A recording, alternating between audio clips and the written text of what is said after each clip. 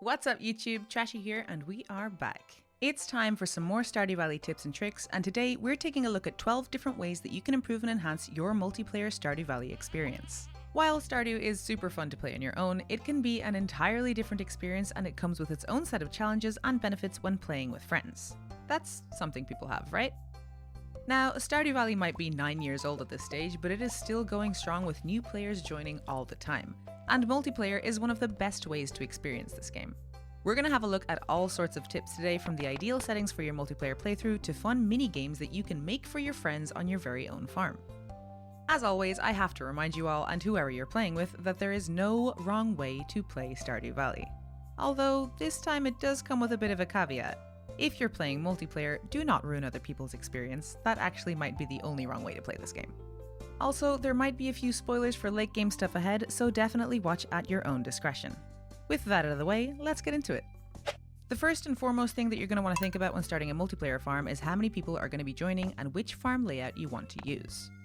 If it's just you and one other person, most farms are going to be fine for space, but if you're going to be playing with a group of people, keeping in mind that Stardew Valley supports up to 8 people on PC and 4 on console, I'd recommend going with the Four Corners farm, which comes neatly split into 4 areas and has a bunch of additional benefits, or even honestly the standard farm because it's the biggest and it has the most space to work with. It's also worth mentioning that you can convert your single player farm to a multiplayer farm at any stage. All you have to do is go to Robin's and build as many cabins as players that you'd like to join. Don't worry, the cabins only cost 100 gold and are built instantly. And then when you save for the day, go back to the main menu and you should be able to host your farm for your friends. Also, remember that you can choose different styles for your friends' houses, including this adorable trailer, which is my personal favorite. If you would like to know more about the different farm layouts and what benefits they each have to offer, I have a video all about the different farm types and it should be in the description below if you want to check it out.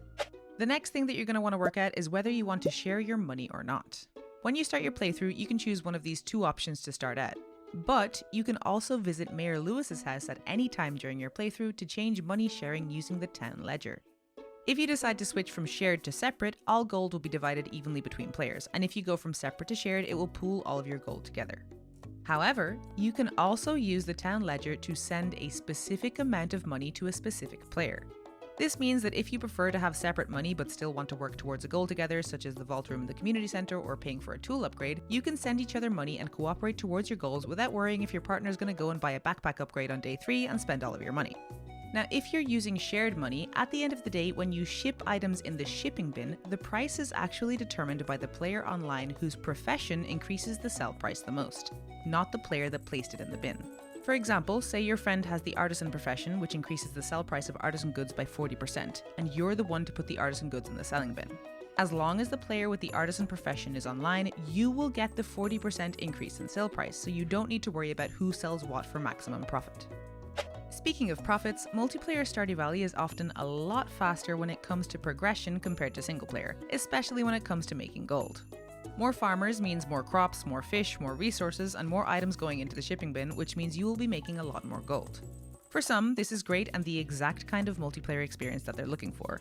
But if you'd like to retain the same balance and rhythm as the single player experience, you can always adjust your profit margins when setting up your farm. This allows you to adjust the price of most of the seeds and crops that you can buy and sell to either 75, 50, or 25% of their base value.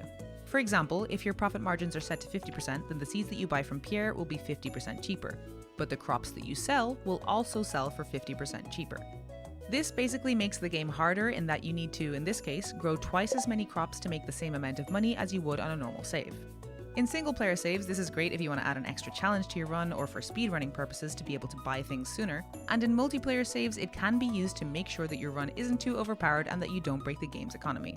Although, if that's how you want to play it, then have at it. Just keep in mind that you cannot adjust the profit margin after starting your save unless you're on PC and you're willing to dig into your save file and edit the config, but I can guarantee that this won't cause issues down the line.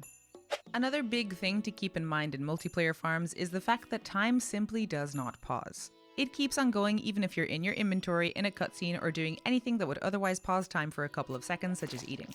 This can make taking on the mines or doing anything that involves combat a lot trickier than single player games, so my advice is to stick together when taking on the mines, Cavern, or the volcano. Aside from having each other's back, you'll also progress a lot faster if there's more people breaking rocks. Now technically, you can pause the game. The host of the farm can open up the chat box by pressing T on PC or either the left or right joystick on console and type in /pause to pause time for everyone and /resume to resume time. However, this really pauses the game, as in you will not be able to move about at all. However, if you're in a shop menu in your inventory or have started a fishing minigame, you can still browse the shop, move stuff in your inventory and finish fishing. Speaking of the chat box, remember that you can use it. Aside from communication, there's also a few very useful commands that the host can type into the chat box.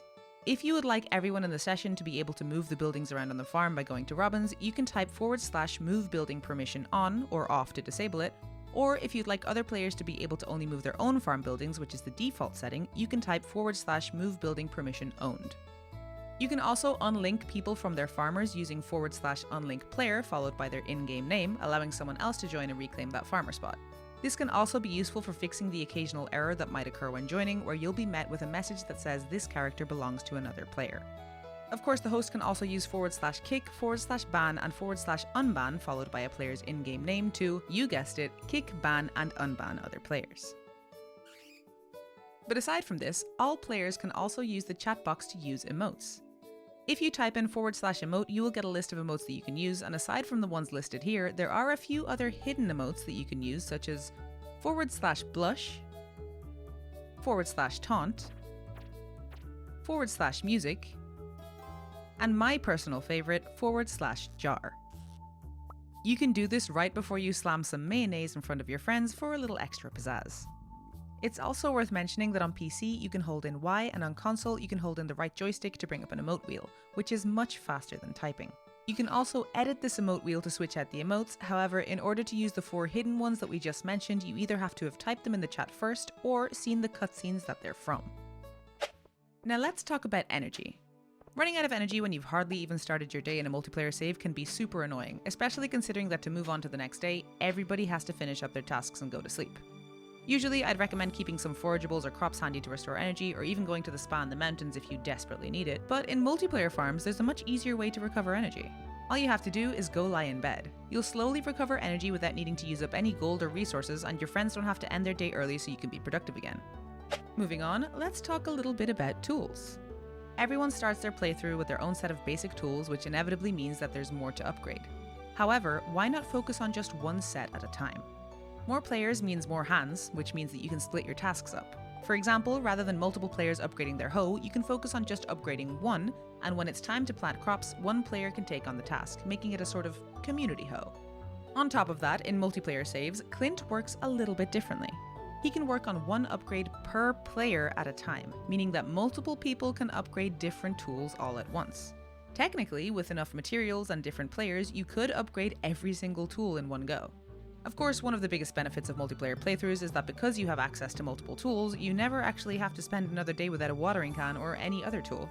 A great tip to make the most out of this is to keep a chest somewhere on your farm specifically for tools that are not being used. If you're playing with a group of people on different schedules, it can be good to get into the habit of depositing your tools before you log off in case somebody else needs them.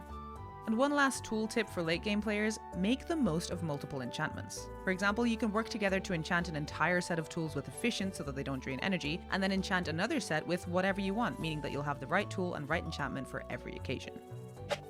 Now let's talk about skills. As you know, when you level up your different skills in Stardew, you'll unlock different crafting recipes and additional benefits at levels 5 and 10. For example, at level 5 farming, you can choose between Tiller or Rancher. Tiller gives you an extra 10% profit when selling crops, and Rancher increases the sell price of animal products by 20%. Now, normally, you would have to choose between these two professions and only reap the benefits of one. However, in multiplayer, you can actually take advantage of this. Like we mentioned before, when selling items in the item bin at the end of the day, the game calculates your profits based on the professions of everyone online at the time.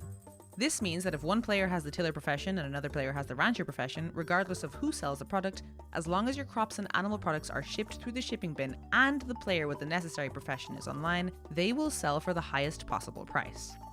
However, depending on how you want to approach the game, leveling up the same skills at the same time as everyone else might not be the way to go.